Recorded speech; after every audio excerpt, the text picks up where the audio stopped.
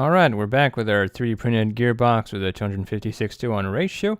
Last time I had made a cover for the shafts that prevented us from actually taking it off from the motor.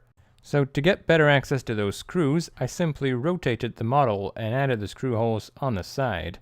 As you can see here, the new model is rotated 90 degrees, but it still works just the same. It's the exact same position for the shafts.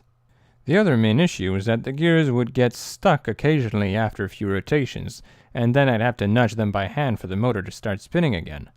The cause of that was a lack of backlash between the gears. They were actually meshing too tightly, so if you shift them around the right way, they could actually get stuck. Now, if we go inside the can, it's much easier to understand the issue. These are the gears that I had printed previously with zero backlash. And now compared to gears with just 0.15 millimeters of backlash, you can see how there's a lot more play in the meshing.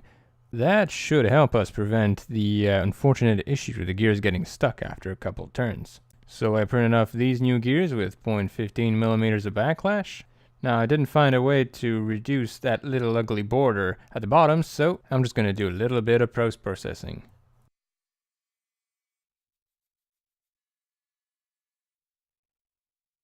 After all that, we got ourselves two separate gearboxes, one with 0.15 millimeters of backlash and the other with none at all.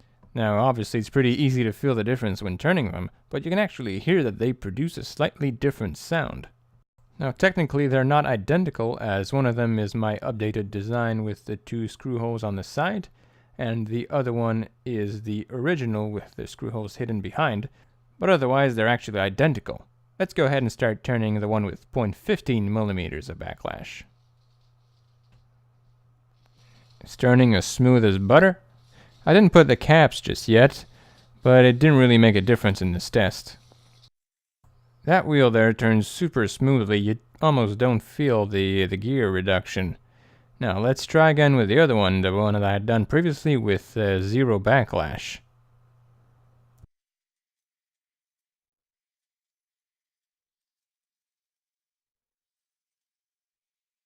You can hear the little clicks it makes while turning, and oftentimes, even if I push as hard as I can, you can't get it unstuck. You have to jank it back and forth. Plus, the rotation is not nearly as smooth. You have to push quite hard to get the wheel turning. Now that explains a lot of the motor troubles. It wasn't actually because of a lack of torque, but because those gears would get in a position where no matter how hard you pushed on them, they just simply wouldn't get unstuck. So especially with 3D printing, you need that bit of tolerance. Even though it creates more backlash, it's worth it to get a smoother turn. So, I'll see you next time.